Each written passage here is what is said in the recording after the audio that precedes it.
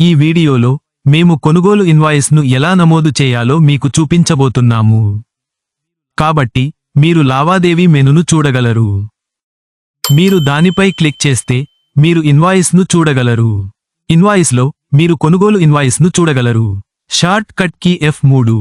మీరు దానిపై క్లిక్ చేస్తే కొనుగోలు ఇన్వాయిస్ స్క్రీన్ తెరుచుకుంటుంది.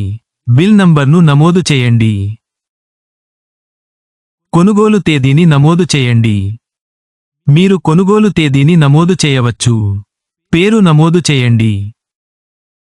మీకు ఇప్పటికే పేరు ఉంటే మీరు మొదటి అక్షరాన్ని నమోదు చేసి దాన్ని ఎంచుకోవచ్చు. మీకు పేరు లేకపోతే లెడ్జర్ సృష్టి అనే మెనూ ఉంది. మీరు దానిపై క్లిక్ చేస్తే లెడ్జర్ సృష్టి మెనూ తెరుచుకుంటుంది. లెడ్జర్ సృష్టి మెనులో మీరు సరఫరాదారు పేరును నమోదు చేయవచ్చు. నేను ABC సరఫరాదారును నమోదు చేయబోతున్నాను. గ్రూప్లో నేను సరఫరాదారులను ఎంచుకోబోతున్నాను. మీరు వీధి, ప్రాంతం, నగరం, పిన్ కోడ్ను నింపాలనుకుంటే మీరు దాన్ని నమోదు చేయవచ్చు. ఇది సేవ్ అవుతుంది. మరలా నేను సరఫరాదారు పేరును ఎంచుకోబోతున్నాను. ABC సరఫరాదారు. ఎంటర్. మీరు ఎంటర్ కీని నొక్కితే మీరు ఐటమ్ మెనును చూడగలరు. మీరు అసోర్టెడ్ గోల్డ్ను ఎంచుకుంటే మీరు చాలా అసోర్టెడ్ గోల్డ్ను కొనుగోలు చేయవచ్చు. నేను బరువు నమోదు చేయబోతున్నాను. నేను 250 గ్రాములు నమోదు చేయబోతున్నాను. మీకు రాయి ఉంటే మీరు రాయి బరువును నమోదు చేయవచ్చు. ఉదాహరణకు రాయి బరువు 1.5 గ్రాములు. ఎనామెల్ బరువు 2.5 గ్రాములు. ట్యాగ్ బరువు లేదు. నిజమైన టచ్ 91.6 గ్రాములు. నెట్ వెయిట్ 246 గ్రాములు.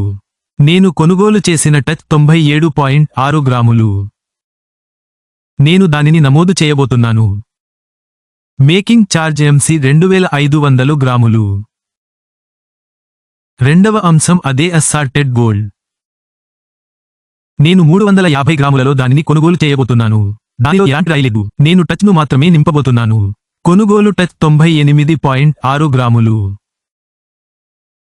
మేకింగ్ ఛార్జ్ 3500 గ్రాములు. తదుపరి అంశం రేటెడ్ పార్ట్. నేను గోల్డ్ రేట్ను నమోదు చేయబోతున్నాను. నేను ప్యూర్ రేట్ను నమోదు చేయబోతున్నాను. గోల్డ్ రేట్ 10,075 రూపాయలు.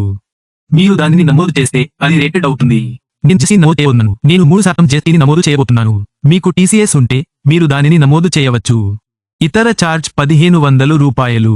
నేను దానిని 0.6 రూపాయలకు రౌండ్ ఆఫ్ చేయబోతున్నాను. మీరు దానిని నరేషన్ భాగంలో నింపవచ్చు. మీకు అది లేకపోతే కేవలం ఎంటర్ కీని నొక్కండి.